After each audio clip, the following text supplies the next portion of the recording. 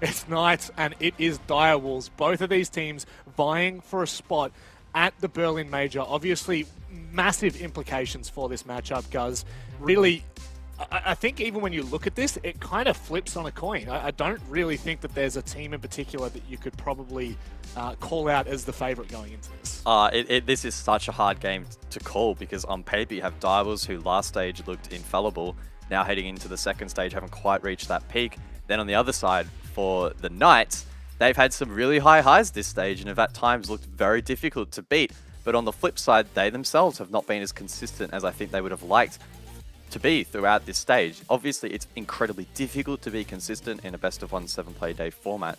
However, this is crunch time now for the Knights, who have improved. I think the additions of Styx has been amazing. Quiz, in particular, has been finding his feet much more so in this second stage. So if there's any opportunity, I think, for the Knights to make the top 2 this year, now's their time to really step up. They know this is going to be a tough game, but I'm assuming and hoping that much like every other game of Siege they play, they go in with a fresh mind, they don't care about who the opponent is, and they just take it one round at a time. Xenox, what do you make of them? I mean, a roster that has proven, as Guz has said time and time again, that they're up there, but it feels like the consistency of their APAC performances has kind of withered a little bit. It certainly has. I think a large reason for that is their lack of entry power. It really is something that sets them apart in a bad way compared to a lot of other teams in this region. So to give you a sort of number here, they don't have a single player that has positive entry stats. And that probably, when you go and have a look at some other top teams and the way they're performing, your Soufflés, your Jigsaws, your Sappers, it's no wonder that there's a bit more offensive power in those respective teams. And the Knights just kind of lack that right now. It's not that they have, say, a huge negative of it. I mean, basically almost everyone's either +0 or -1. So they're kind of just around middle of the pack in that regard. I think where Knights are at their best is when they play strategy. When they've got themselves a game plan and they can stick to that and they can play to that, I think that's when they're really difficult to break down and to then defeat. And someone like Luna Metal coming in as a coach, being able to help not just implement those ideas, but more so further concise those ideas and make that a little bit harder for other teams to break down, I think just makes them a really formidable roster and a really formidable team. It just takes a bit of time. Luna's only just come in. They probably need another stage or two with him to really continue to sort of build that relationship and build on that relationship. But otherwise, I think this Knights team, again, just lacking a little bit of that firepower. As always, if Josh is not fragging, this team is not fragging. Well, that's a pretty big comment to make, and to be fair, I think the stats do show that he's sitting at 1.17 rating. Which is 5th best in the league. So really does go to show the firepower. But speaking of firepower, I mean, a team that is not shy of it whatsoever. Direwolves have 3 of the top 5 players on entry. That, I think, just goes to show the formidable nature that this roster has, Guz. Yeah, and I think it directly reflects or contrasts rather the storyline presented by Jake for the Knights. Direwolves have an incredibly strong entry. Soufflé +6, Jackie Wu +6, Pika +7. So that entry battle could well dictate the way in which this game plays out. Part of that is going to be map dependent as to how aggressive Direwolves want to lean into that, but I think they need to be confident and aggressive heading into this game.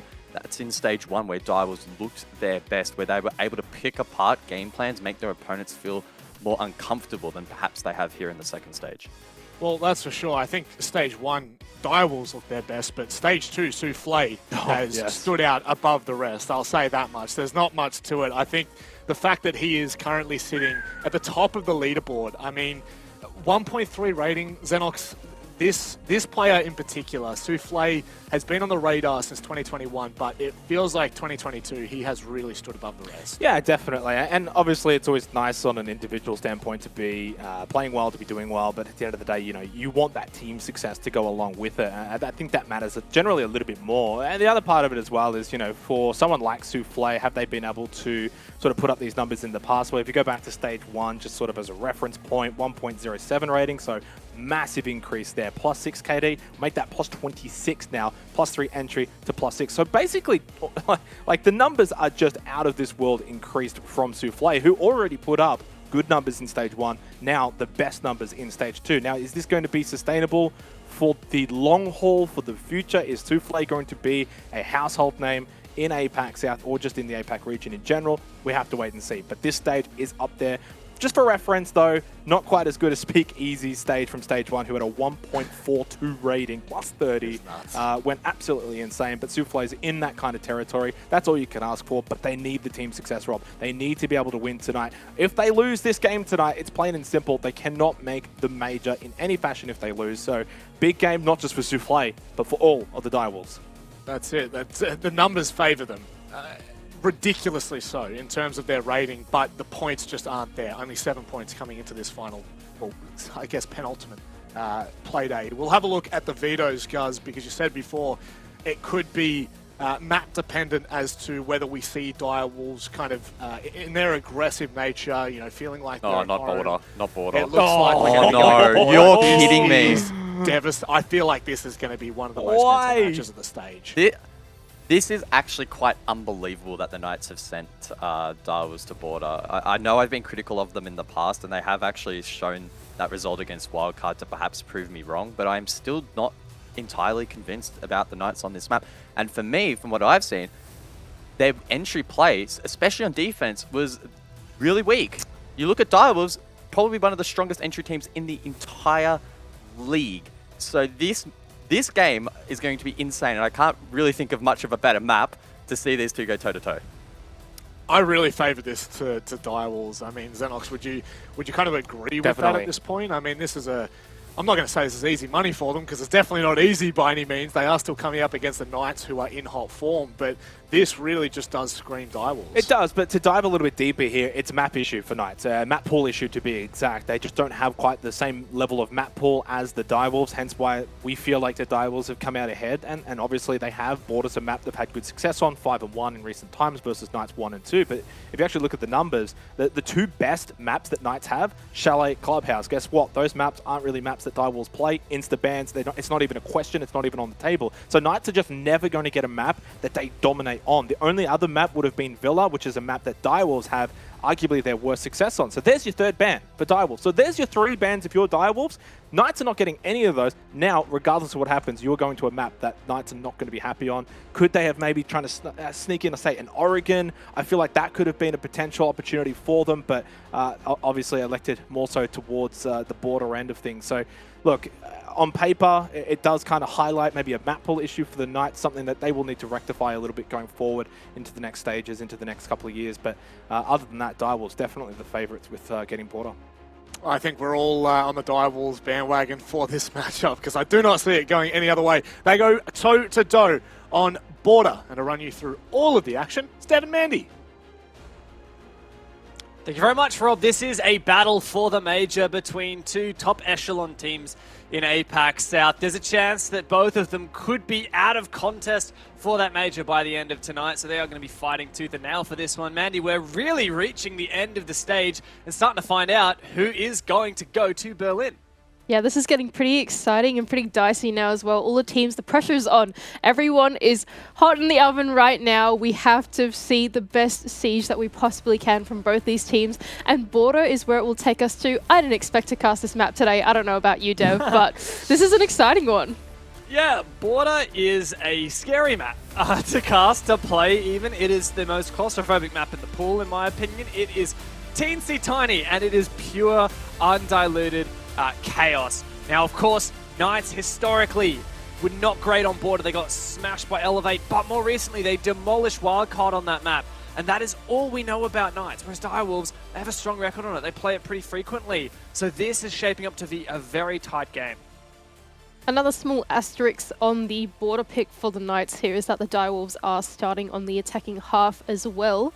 And as we've seen historically, border is pretty tricky to defend. There's a lot of possible entryways and cutoffs on this particular map. And so I think that if the Direwolves can get the ball rolling here on this attack half, the Knights will struggle once the half switch is over. But anyway, we go into the bans. Zofia to be taken out first is a curious one for me, Dev. Yeah, this is really strange. I mean, Zofia and Twitch banned out. No Thatcher, no Ying, which is the second most banned operator in APAC South.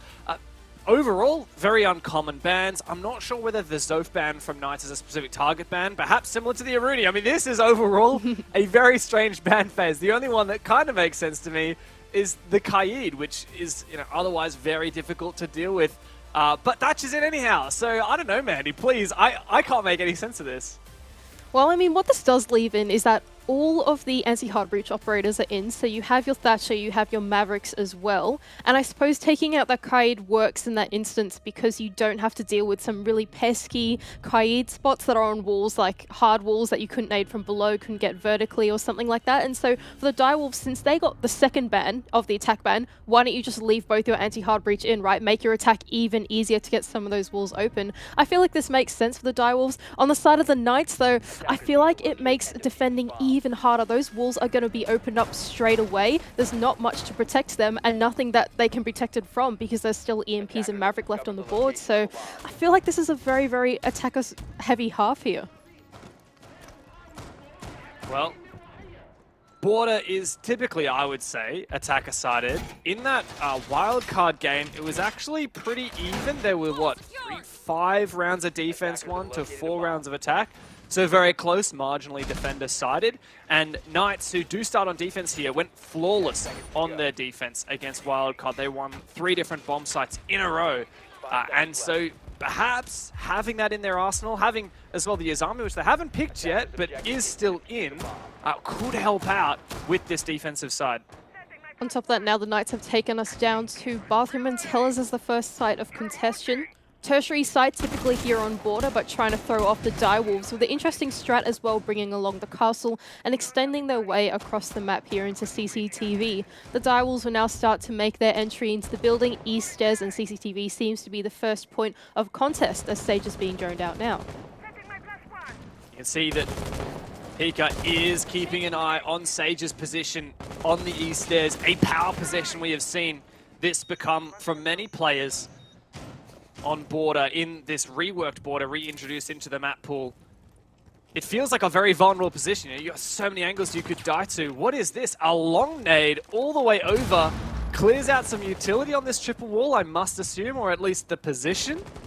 This, I mean, it's not often in Rainbow you see such long grenades, but the opening is an exchange. Both directions. Knights losing 2 players as ED opens the equation and Souffle gets on the scoreboard. And that is both of the top floor players being forfeited here for the Knights. The Sage will try and claw one back, but walks into the line of sight of Pecan holding out on the East Stairs. They're now at a 3-man disadvantage. And really, so much time left for the Direwolves as well. 1 minute and 30 left on the board. 2 versus 4 situation. They're in pole position to take out this round here. You can see Direwolves are not taking any chances now. They know they have such an advantage and they just need to play slow and steady, not make any mistakes, not let the Knights back into this round. You see Josh knows he needs to make a play, but it is being held by Jackie Wu at the top of the metal stairs.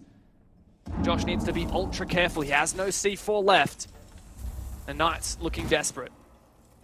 A hero play is what will have to come out from either of these players, both quite stagnant now, as the Direwolves really taking their time, trying to figure out exactly what they want to do before throwing away their lives and trying to get into engagements. Harambe will be the first to drop with that diffuser, and the kit will start to go down. The retake will have to be on for the Knights. I mean, nigh impossible now for poor Juicy and Josh. Josh needs to find this first engagement, but stabbed in the back by Jackie Wu, who's good for 2. And a very strong, convincing opening round on the attack for Direwolves. The Direwolves, that's a pretty clean sweep from them as well. I mean, the entry was so easily done. The East Stairs cutoff was there. I'm not sure where we found the other 2 picks, but I can only assume that was the CCTV player getting a little bit overzealous. The player in Armory maybe dying to cut off, something like that. It just felt like the Knights on that Bathroom Teller's hold, that was very spread thin. There was no opportunity for refrag. There was no crossfires being held, for example, on the roam. And having to take those 1 versus 1s ended up leaving the anchors in an impossible 2 versus 5 situation. The Direwolves, though, what a clean entry from them. That was just fantastically played and an extremely good start to this matchup. And you can see the Knights aren't going to dwell too much on the mistakes of Tellers and Bathroom. They're going straight back to Armory Archives, which is, for many people, the preferred bomb site. But that said, my opinion of Border, all the bomb sites are kind of weak. It's pretty hard to choose one to defend, right? And so it's kind of the least evil option, I suppose, going to this Armory bomb site. But even then, you know, Thatcher's on the board. There's a slew of operators that the attackers have in their arsenal that should make it pretty viable to attack this bomb site regardless. And we can see that the Knights are really leaning into the fact that those walls are going to be opened. Last round we saw some walls pre-opened already. We saw triple wall. They were actually playing a rotate on it. And this CCTV breach, as Sky's pointed out to us, is half open already with the Azami there to just patch up holes, do setups on the fly, that type of thing. So Knights, they've identified, okay, these walls are going to get open. Let's just play into them with our setup, which is exactly what they're doing here and on the triple wall. Now being spread out pretty thin here on this top floor once again. 2 players down below, maybe playing with C4, Stigs on the Oryx, makes this defense very fluent and something that's going to be very difficult for the Direwolves to dissect and try and pick apart. This opening engagement is going to be oh so impactful as well. Direwolves had it in round 1.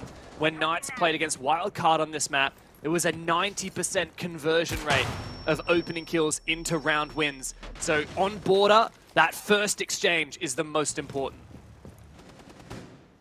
Now we're creeping our way through this early round. No point of contact just yet. The Direwolves spread out pretty thin, both contesting the top floor and the ground floor, trying to find an in onto the building. Sage looks like he's going to look for a runner, and it will be successful onto Pika. The first pick goes in the way of the Knights. No trade as well. Very uncommon in border not to have a trade like we did in the first round. Now Direwolves a little bit desperate. Jackie Wu so tempted to just walk straight into sight. There is no barbed wire. There are no banshees. There is nothing stopping him from walking into sight. But will Knights be aware of it? Will Jackie Wu be able to find a kill based off of this? He's hoping for someone to rotate into his line of sight, but nobody has bitten yet. And there's Juicer to take down Harambe. Jackie Wu, his position revealed. And that is so unfortunate as well. That's the position just behind Jackie Wu. Now the diffuser is out cold on the outside of the building as he makes his way into the bomb site. But 2 more players go down, and now the Direwolves are the ones left at the man disadvantage. And a significant one at that.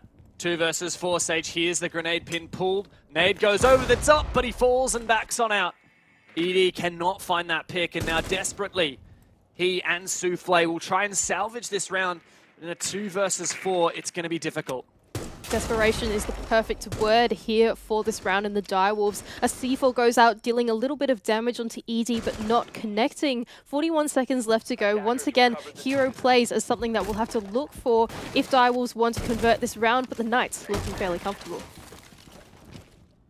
Direwolves just need to find a pick. Man advantage is worth so much on border, and that's what Knights have taken advantage of here. ED just trying to take some ones. Knights very restrained. Josh, ego swings ED, and now it's all on Souffle, who really does not last very much longer at all. Knights, a convincing round for them, only dropping a single player. And very well played considering what the setup was for this defense half. 2 anti-hard breach operators going down means that that aggressive hold that they were doing, opening up all the walls, making lots of rotates, and just simply playing into that really works out for the Knights there. We saw Sage make use of all the chaos as the Direwolves were droning out that bomb site to get that runner and find that first pick onto Pika. It all compounded from there as the rest of the Knights could find early entries. Direwolves players couldn't even get their feet into the building until the Knights have all fallen back and collapsed back into the site once again. And so, wow, I feel like that was a very ambitious hold from the Knights and very impressively executed. Getting the vibes, man. This is going to be a back and forth game. We hyped this up to be close. And you can see at the top of the screen, 3rd place versus 5th. But in reality, any of the top 7 teams in this league, anybody except for Chiefs, still has a shoe-in for the major. And these 2 right now are on the outside looking in. They're not in a comfortable position. And if Direwolves loses this game in any fashion, regulation, overtime, doesn't matter. They are out. The team that was first place in Stage 1 with an undefeated, unbesmirched 21-point record would be out of contest for the major in Stage 2. Knights, a year after qualifying for their first ever major in Mexico, but failing to be able to go during the travel restrictions, they might be able to make a return to the global stage after a year of pitfalls and disappointment.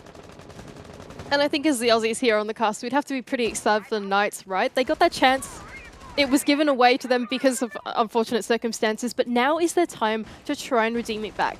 Here I just want to quickly point out, once again, they're trying this extended hold, holding on to CCTV and onto Easters as well. Something that I didn't notice in the last round is that they actually used the castle barricades to make Easters a very big power position. Not only are they using the castle barricades across the map, but they're castle barricading off one side of the Easters so Sage can safely rotate on top of the stairwell. The first pick has gone down, however, on the side of the Direwolves, and so the Knights once again are in the man advantage. Huge boon for Knights now. Untraded is that opening pick as well. Direwolves really struggling to sink their teeth into this map with the setup that the Knights have set up. Even a vertical nade doesn't find anything, not enough information to deliver that on the right timing. And it just goes from bad to worse here for Direwolves. Finally, Pika can find a single pick, but that is all it is for him as he is left all alone in a 1 versus 4. He will have to ace to win this round, and it's not going to happen. The more that I look at this Knights setup for the top floor, the more that I like it, Dev. I really like this castle barricade on the other side of Easters, just the one that Pican was looking at, aided by the rotate as well. It means that this Easters position is actually incredibly flexible to hold onto. And twice now in a row, it has worked out for the Knights, as the Direwolves have tried to dissect it, but they could never even get into the building because Knights players were able to find runouts, jump out of windows, or even just use this rotate in their favor to try and win out the round. And now it's worked twice. The Knights will start to peel back. They don't want to give too many of their lives away, although Juicy is getting a little bit excited there on the Azami. And this is a pretty strong position for the Knights that they found themselves in twice. Juicy will now clean up the final kill onto Pika, but I'm really impressed by the strategy that they keep running over and over and over again on pretty much every bomb site now. Dictating that early round, finding these nice setups that leads to opening picks. It's the in that Knights need. Now, I'm reserving my judgment on whether this is going to be an attacker-sided or defender-sided game, because instincts tell me it's border, right? It's so tiny. It should be attacker-sided. It's so hard to get your teeth into holding on to areas, especially when there's no Thatcher, when there's no Kaid. When there is Thatcher and there is no Kaid. But Knights seem to really have a good handle of how to play these aggressive defenses that don't let the attackers establish the foothold that they need to dictate the pace of the round. Well, I mean, what's the point in the Direwolves bringing all these hard breach and things to open up the walls if the Knights are going to open most of them for you anyway? It's about the time where you go, we need more things to just clear these pesky castle barricades and strange setups. Sophia's banned. There we go. Yeah, exactly. Zofia is gone. And the Knights banned it out as well. Is this a stroke of genius that we might not have realized until now? Or maybe we're overthinking it. Who knows? I'm also going to reserve my judgment, Def, because I think if the Direwolves can figure out the formula that the Knights continue to play, we haven't seen the strat be diversified between most of the sites as well. I feel like they still have a chance to get in on this game. Early days, but Direwolves do need to be careful not to let this advantage slip. Oh my god, no. Stiggs. What a spawn peek! I don't know if that was based on information that he has vodded. He knows Jackie Wu goes up that position, but I mean, just what an effective spawn peek, taking down Finka so early, and her 3 explosives along with her as well.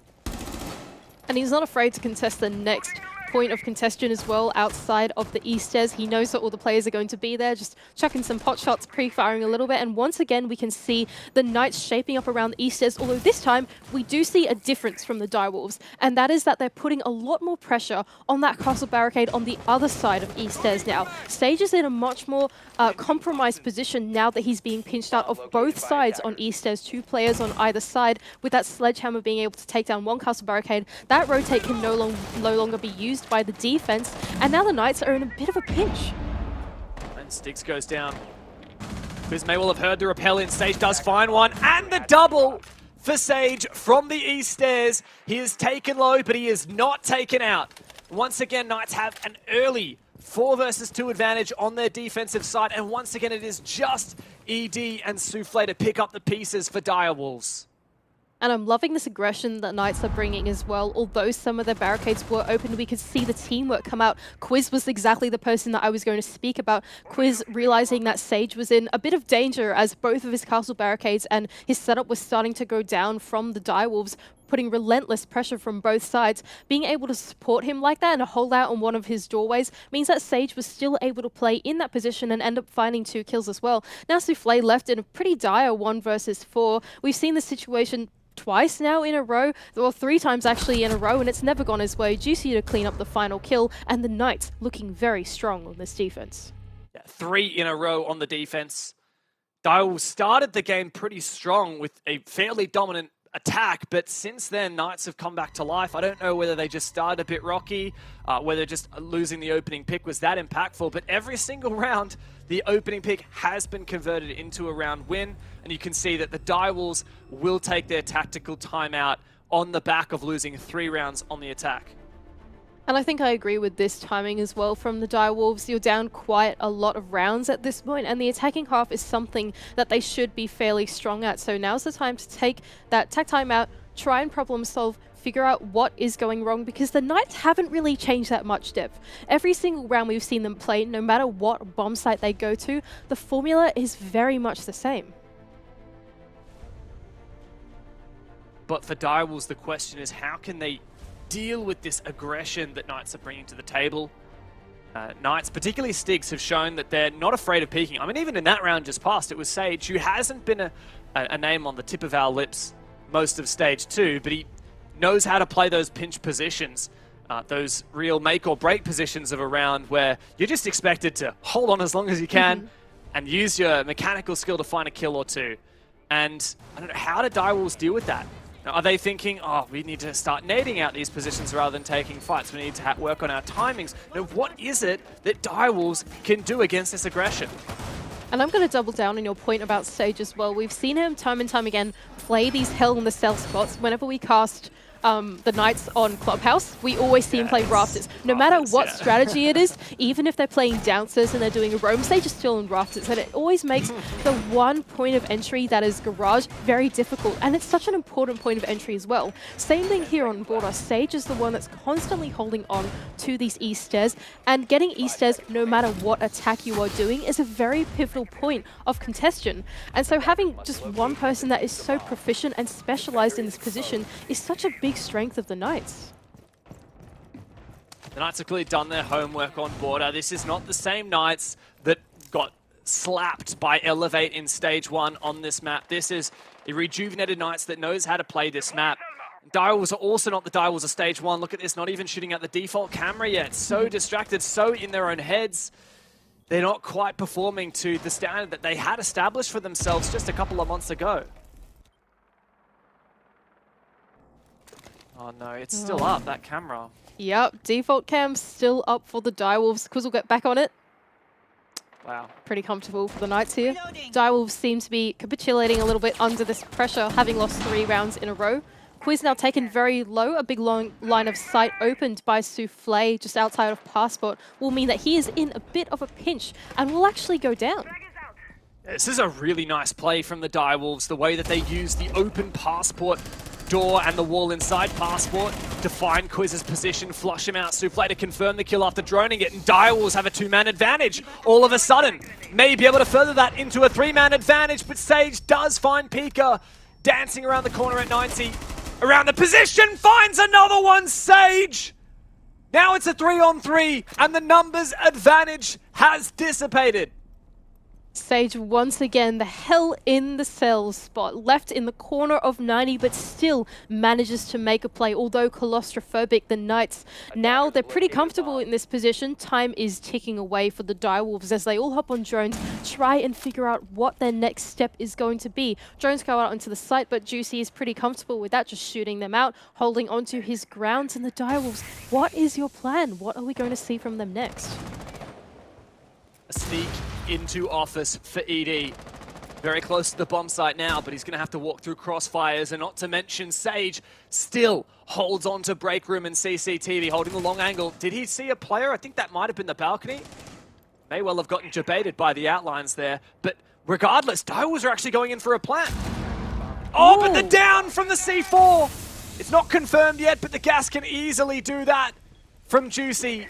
Knights recompose, but ED finds a pick. Can he find the second? Dancing around the corner. 2 versus 2 now. and Direwolves try to recompose, but the defenders are split up. They can isolate, but Sage pounces once again. A 3K for the round, and it is all onto ED. He finally takes down Sage. Can this 1v1 be the in for Direwolves? Jumping around the corner. Juicy has to clutch it, but ED with the one dig! I have never seen anything like it. Oh my goodness, ED. That was an incredible clutch on his part. I thought that the Knights had it in the bag after Sage was able to get his one. Josh down the planner. I thought, okay, it's over. The Knights have it. They've thought of everything. But the Direwolves, ED, what a play there on the Nook through 90. Taking 2 1 versus 1s. The Knights not really working there on the crossfire in that 90 hallway. Gave him the in onto the site that he needed. And I just want to commend as well, even that early round for the Direwolves was just so much better than what we've seen in the previous 2 rounds. Not only did they just make use of the top floor like they did last time, but they actually had some players go down. We saw Souffle make a long line of sight to try and pinch out that East's position. After they got that pick onto Quiz, it all compounded there. The rest of the picks started flurrying through as they were able to get their players into much more advantageous positions, cutoffs, that type of thing. And so the Direwolves, it feels like on the back of that timeout, they've really figured out the formula. They certainly figured out how to get the opening kills, but Knights are still able to fight back, and that's the scary part for Direwolves, right? Direwolves should not have won that round. He had to 1 versus 2 clutch. He had to get a kill with the Deagle to close it as well. And it goes to show that Knights are happy to lean into their mechanical skill as well. The fact that Sage was able to get so many picks inside of Break Room and CCTV can attest to that.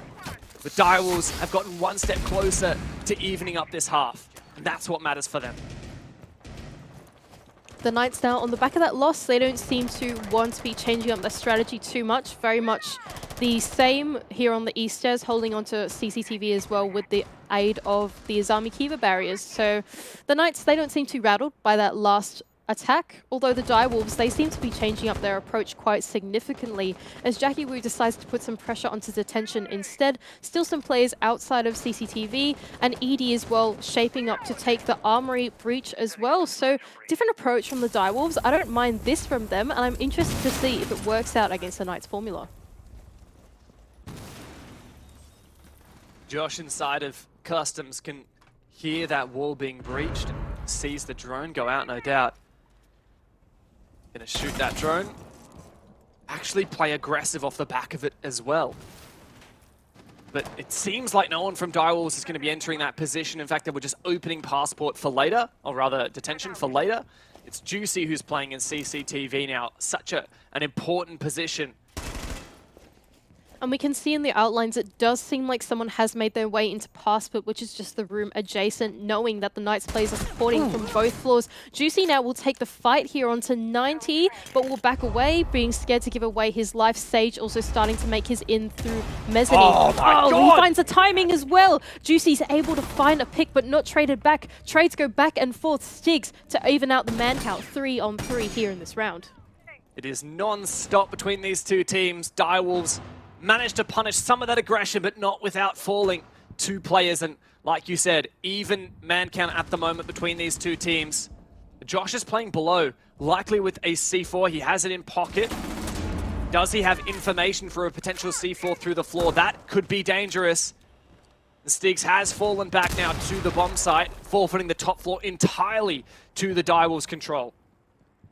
But although the top floor has been given away, there's only 45 seconds and counting down left for the Direwolves.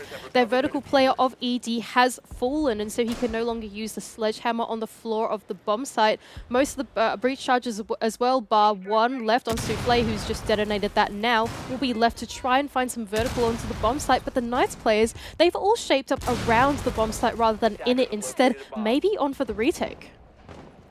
Josh is making sure that there's no one outside. He might be able to find a pick. That was a Gemini. And I think he realized that. I think he knows that Pika will likely be round in this corner in a moment. But Jackie Wu is getting that plant down, and Pika is not exposing himself. Knights are going for this retake. Up the staircase, but holding on. Souffle gets traded back immediately after his pick, and now it is all onto Quiz in the post plant. A 1v2. We've seen ED do it. But I don't think Quiz is going to have quite the same luck now. He has to retake onto that planted diffuser with 2 players outside and in the crossfire. It's a tall task for Knights' rookie. The bait comes out, he finds one, but the trade is there. And Pika will be the killing blow to the Knights on the half, and that is an even 3-3. A pretty dicey round there from both teams. The trades were back and forth. It was very hard to keep up through that mid-round, but eventually the Direwolves, although they weren't able to play out much vertical, identified that the site was empty and the Knights would have to go for that retake, and they were able to just get a pretty default plant going down, holding one person upstairs. No one's on the rotate, another person outside of main door, no one's going to push through main door, and Harambe was very comfortably getting that bomb down, and the Knights retake, just the trades didn't end up working out in their favor. They tried to take some 1v1s outside of the main door as well, and the Direwolves were able to clean up that late round. So composure for this team, although the Direwolves had lost so many rounds in a row, it doesn't seem to stop for them. Now I can only wonder, what's it going to be like on their defending half? Can they repeat the success that they found on this attack half? The big concern for me for Direwolves is the fact that they've already used their tactical pause. They used that very early on when they were in a deficit. And now they won't have that to lean on in the second half. Knights still have that in the pocket. So even if Knights struggle at the start of their attacking side here, they still can make that comeback on the back of the timeout. Once again, the Direwolves will actually start us out. I believe it's also Bathroom and Tellers as the beginning site. Both these teams have taken us through... Oh, I think I've been lied to. Never mind. It is not Bathroom and Tellers. But anyway, both these teams bringing out the castle as well. Now the difference between... it is. There you Oh, go. it is Bathroom and Tellers. There we go. I thought I Double got baited out. Did not get baited out. Both of these teams seem to lean into the castle quite heavily. The only difference, though, is that the Direwolves still lean into mute to try and keep some of those walls closed or prevent some droning. We didn't see that from the Direwolves. We saw a lot more aggression, whereas the Direwolves seem to be a little bit more reserved in their particular hold. So slightly different philosophies going into this defense. Pecan as well will lean into the pulse to try and hold on to one other side of the map as the Knights will start to make their way into the building. And I'm going to be eagerly looking at these opening picks. In the last 2 rounds, the opening pick hasn't actually netted the round win because of these trades going back and forth, not to mention ED's clutch. And keeping in mind that Direwolves need this win to keep their major chance alive, and I mean, Knights effectively need it, even though technically they can still make it without this win. I mean, that just puts even more impact onto a play like that from ED that nets a round win for Direwolves. Now the Knights will comfortably get their way into the building. No Direwolves players holding this west side of the map as all the players are concentrated on the east side. Except for Pika, who's down below with the pulse scanner, can call out to his teammates what the push is going to be.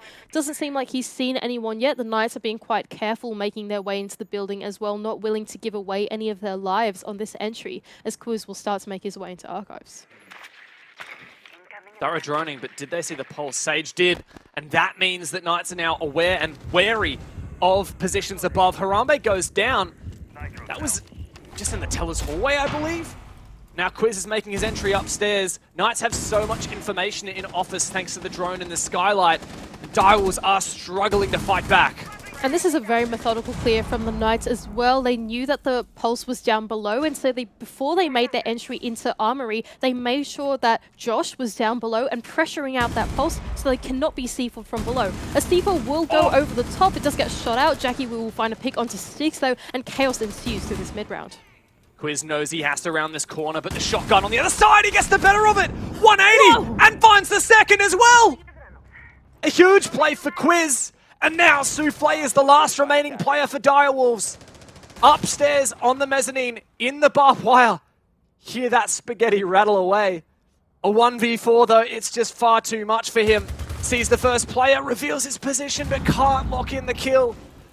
And this is doom surely for him. 20 seconds left on the round. Knights getting that plant down. Cover from above from several players. Souffle trying to win this fight out, but it seems like a lost cause now. A 4 versus 1 post plant. We've seen a clutch from ED, but I just don't think this has the same metal to it. And Sage will clean up the round as well for the Knights. I'm pretty impressed by that round. That was a very clever clear from them as well. They didn't get overzealous on the entry. They really took their time to drone out everything. Even though the west side of the top floor looked clear, they still had the discipline to not enter into the building and actually check the floor below to make sure that there were no C4s before they had even made their way in. Quiz was only able to make this play because he was enabled by Josh, who was down below and had cleared out the pulse and cleared out any C4 players that might have prevented Quiz from making that entry. And so the Knights showed a lot of discipline in that attack round that led to what was, again, a very messy mid-round, but one that eventually worked out in their favor, especially that numbers advantage. I just think that Souffle's never going to win a 1 versus 4 like that, and the methodical approach of the Knights really seems to be rattling the Direwolves. Direwolves once again at a deficit. They only just managed to even up the scoreboard, yet they can't take the lead.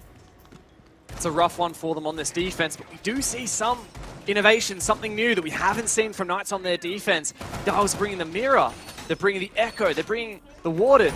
A lot of these heavy anchor operators, I mean Warden these days, a bit of an entry frag, a bit of a roamer to some, but the Echo and the Mirror, these very like set-up heavy operators, I wonder if Knights are going to be prepared for that. It's very old school border. I don't know if it really flies with this new really fluid, aggressive style of border we're seeing today. I'm going to reserve my judgment for that one because it is something that we haven't seen before. We haven't seen an anchor-centric hold for literally this entire game.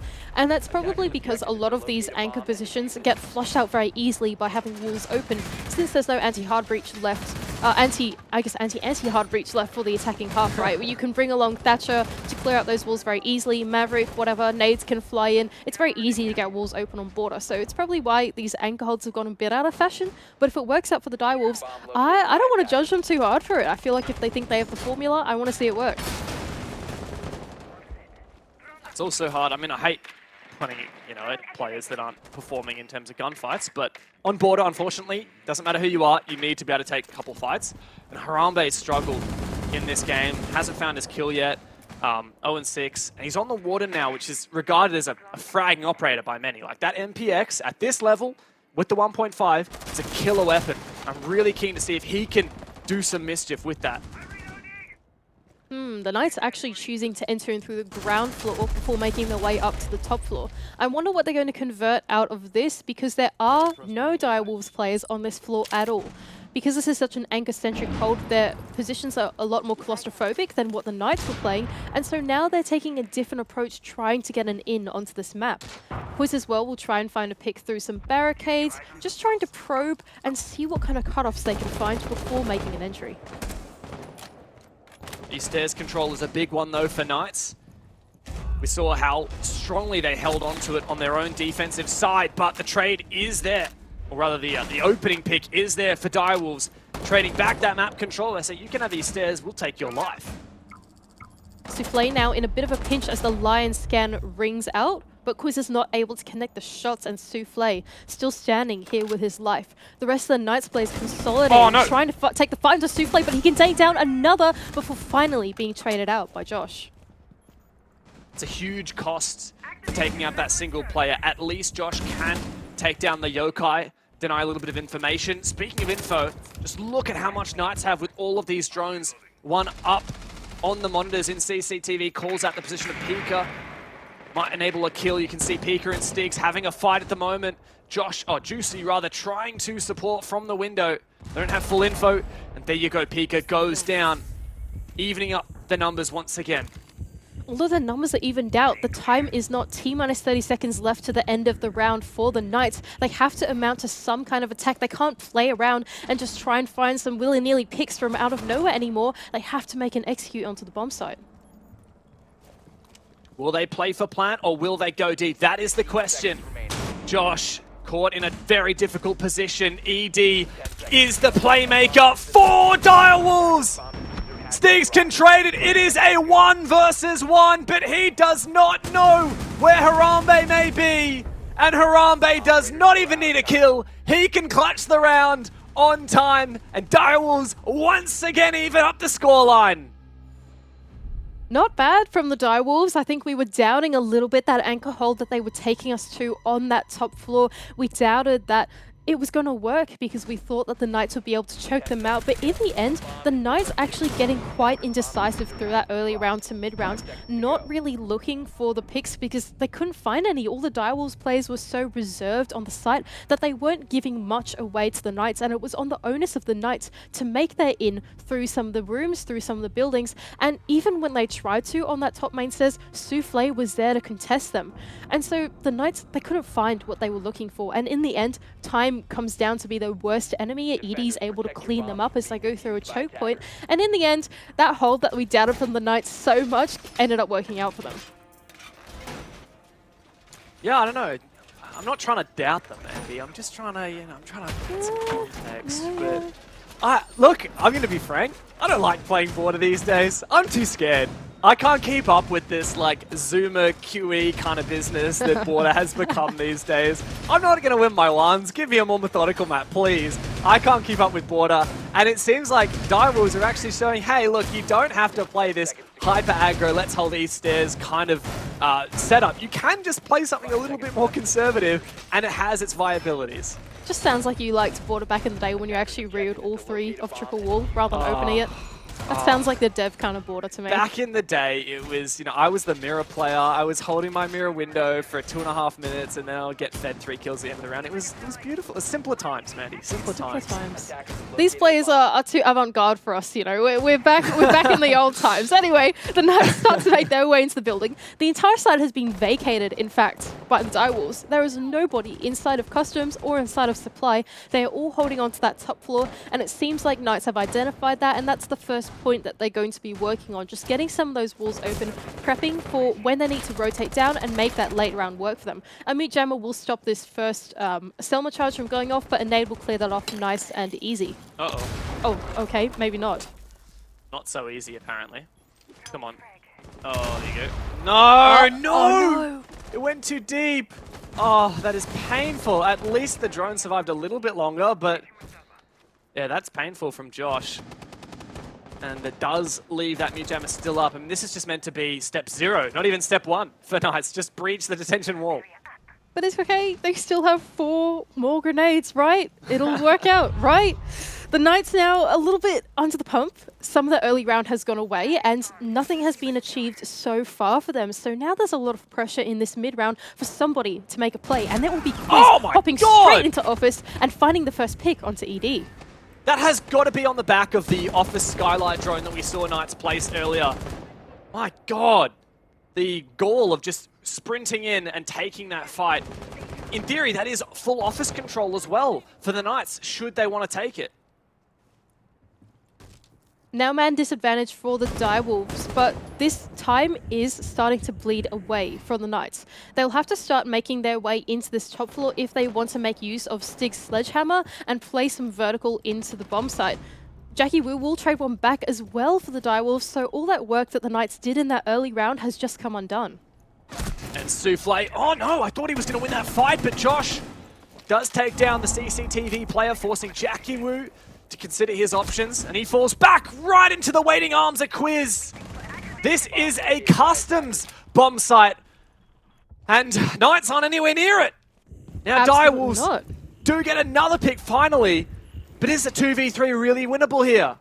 I was just going to say, what on earth is going on? There's only 25 seconds left, and they're only just starting to look down the ceiling. They can't get the wall open. It's all falling apart, even though they're at the man advantage. This is going to have to be a desperate and chaotic last-minute take. Sage does find Harambe. It is only Pika left, but with the time ticking down, it is so winnable. Juicy, he doesn't plant, he pushes for the kill, and that gives Knights the advantage. Oof, and I think that was the right call there to make for the Knights as well. Not much time left. Better get in and see what you can find. And eventually the Knights, although they'd scared us through that mid-round, although the Direwolves played what was actually a pretty interesting hold, eventually they were able to bring it back. They were able to find the picks that they needed off the back of Quiz, finding that first entry into Office. I feel like that once that pick went down, that really opened up the top floor for the Knights. We saw entries come through from Archives instead. We saw that the CCTV hold for the Direwolves was starting to get picked apart as well because they didn't have ED supporting their back anymore from inside of office. And so the Knights, they were able to play off the weaknesses as the round went on and eventually manufactured a round win, so to say, stealing that one away from the Direwolves. And now Direwolves will take us down to Bathroom and Tellers, repeating the same castle strat, and I feel like they're going to have to find success here, otherwise the Knights will be on match point. And that means 1 point away from Direwolves on the standings. The best they'll be able to achieve is an overtime win, and even that will be looking pretty grim. Direwolves need a win here to stay in contest for the major spot. They lose, doesn't matter, regulation or overtime, they are out of contention. And even losing a single point is a significant hit to both of these teams' chances, because as you can see, 5th place and 3rd place, only top 2 go to the major from APAC South, and at the moment, that's looking like Elevate and Game and Gladiators. Both of these teams would probably be sitting there thinking, this is our chance, this was meant to be our stage. Souffle, small miscalculation there, putting down that keeper barrier has destroyed one of the ADSs as well. Whoopsies. The Direwolves, though, they will be holding on to this top floor for the Bathroom and Tellers defense that they'll take us to. The Knights, last time that they attacked this, they were able to sweep very cleanly through the west side of the map. They even did their due diligence of clearing out the ground floor before making their entry as well. And so I think the Knights formula is pretty methodical onto this site already, and it's more on the onus of Direwolves to make something special happen if they want to stop the Knights in their tracks. So you can have a plan. As soon as a pick comes out of nowhere, that throws a spanner in the works. That is painful from Pika. I'm so sorry. This guy did him dirty by spectating him on that one. Just failed to shoot the drone a couple of times. It gives Josh the info without even losing the drone. But if Pika can ice up and actually take off the head of a player, that would be so much more beneficial. That would throw the spanner in Knights' works, and it would make it so much more difficult to plan through and plan through this methodical play that Knights wants to go for. And I think this is very well played from Pika as well. I mean, this is the point of entry that the Knights were in last time.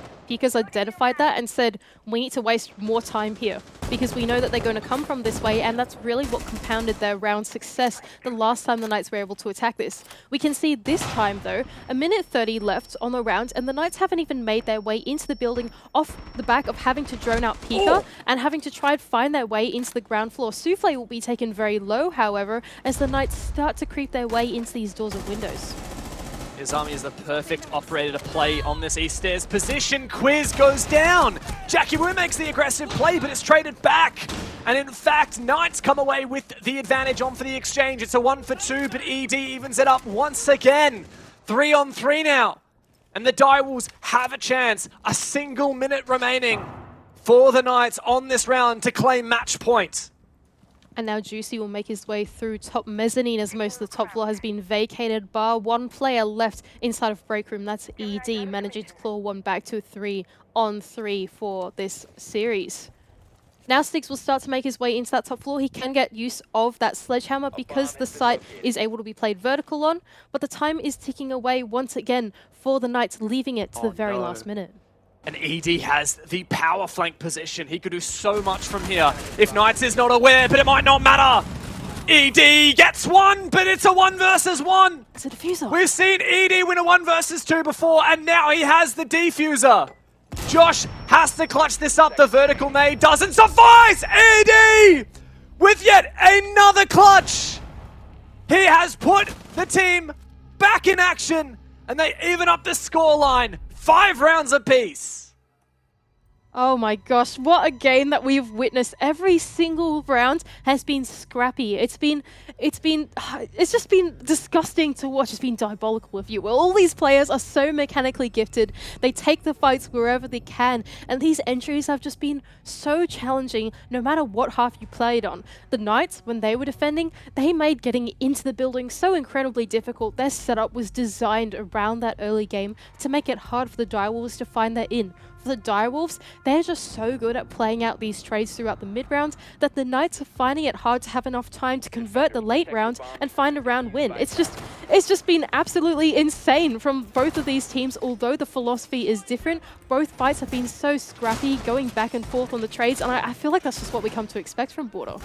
What we come to expect from Border and also from APAC South. Every team can beat any other team. We saw that last week when Chiefs beat Invictus, when Chiefs had an abysmal stage. We've seen it when Fury goes from being the undisputed worst team in the league, not getting a single point in stage 1, to back in action in stage 2, still in contest for a major spot. When Direwolves can't continue their dominance from stage 1 here, where they have to fight for these 3 points to stay in the running. That is just what we come to expect. And 5th and 3rd, these teams both determined to make the major. They've been practicing all week for this game. I would expect nothing less than a tight 5-7 overtime game. And especially not on border as well. I mean, what better map to take them to other than to Pure this? chaos. It's just... oh my goodness. Anyway, so the Direwolves now will start to defend this top floor once again. They will be bringing out this anchor-centric hold. Last time it worked out in their favor, off the back of Souffle playing inside of triple wall, being able to prevent the Knights from getting east stairs control, making their way into the building. This time, though, the Knights seem a little more keyed in. They're going to try different points of entry instead. We can see Stiggs making his way on the ground floor instead. Will try and make his way in through Passport. We can see Quiz immediately putting pressure on the top of Archives Big as well. pick. But it doesn't matter anyway if Harambe is going to find a pick on this balcony. Josh does find his own pick onto Pika, but I don't know. It's hard to say who's in the advantage based on the back of that. It's a 4v4 now. And still, Direwolves have a lot of the map control information against Souffle's position. Tempted to drop the hatch, but doesn't want to just yet. ED can, in theory, cover him from that mirror window, but not fully. He's got to hold his own as well. The Knights, this time that they are given the picks that they were looking for last time they tried to attack this bomb site. Jackie Wu, though, he will claw one back for the Direwolves, putting them in the man advantage instead. And once again, the diffuser is cold outside of the building. And the Knights will have to find some other way into the bomb site instead. What a long angle that must have been from Jackie Wu all the way out onto the AC balcony.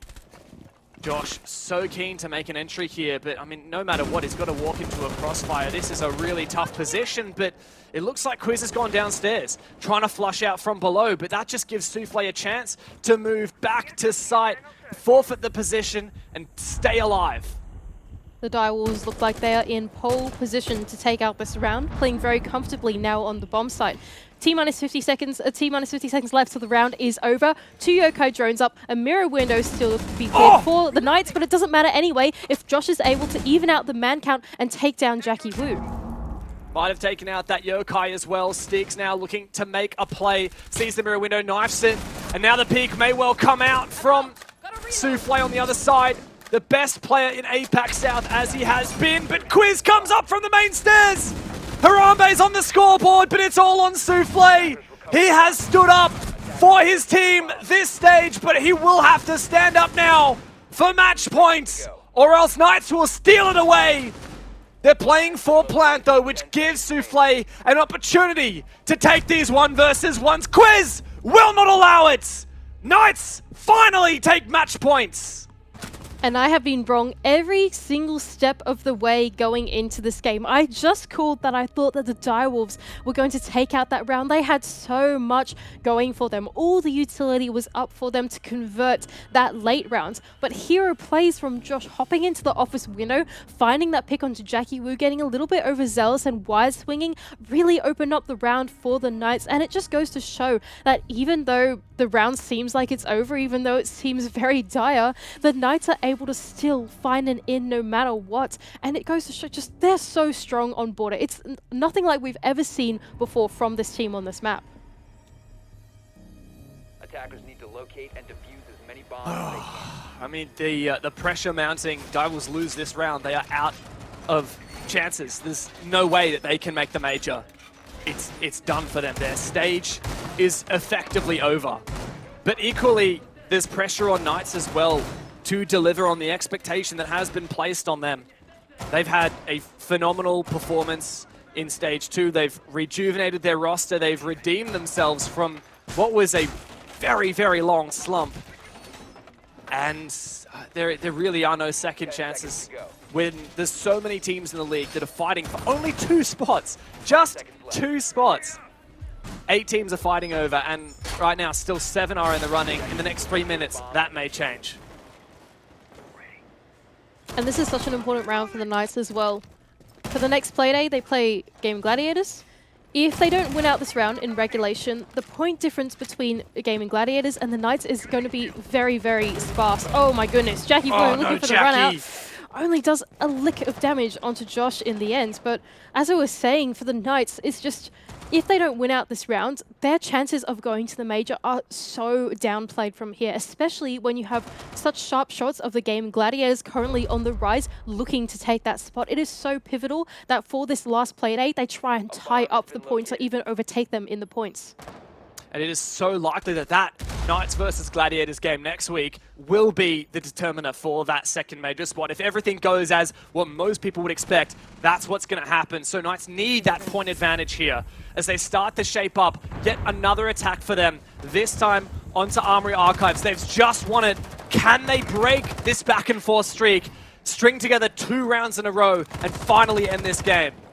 And this is a very different approach as well for the Knights. Instead of shaping up around the CC side, they actually put their early pressure onto the Armory side and the Archive side of the building instead, trying to find an in with some nades, I guess sort of shatter some of the Direwolves' anchor positions first. Instead, they found no picks here, so they're going to shape up and try something else. Styx is making his way through the ground floor as Josh makes his way into break room instead. Styx. Oh, what a perfect play. I could never have seen that one coming. Through the hatch as well. He went in downstairs and flushed out that position. Knights are playing Direwolves like a game that they have created. They have forged this destiny for themselves. Quiz, he's had a phenomenal match on the Thinker. The newest player on the roster, one of the rookies of APAC South. And he's got his Thinker license, but Jackie Wu says, we have not fought this hard to go down so easily. And that is the story of this match. We think that someone has the man advantage, but then they claw one back anyway. Quiz will be the one to get the bomb down, and the Knights look like they're in a fantastic position to hold this out. But anyway, C4 goes out and takes down the planner. 2 versus 2, 40 seconds left. Now 1 versus 2 effectively for the Knights. Jackie Wu's got to win the swing. Low HP, Sage is locking him out, but it's a stalemate. Sage cannot get that diffuser down. Jackie Wu goes for the revive. There's information for Direwolves. They know his position. Sage goes deep, finds one, and the second for Stigs. The Knights take down the Direwolves, smash their dreams of going to the major, and take the full 3 points. The Knights must be feeling pretty happy about that. What a clinical final attack onto that top of the bomb site to close out all 3 points going into the final Playday. That is such a pivotal win for the Knights in the standings. A hard-fought game, though. Nobody can deny that Direwolves gave it everything that they had. And, I mean, we were treated to such a competitive board.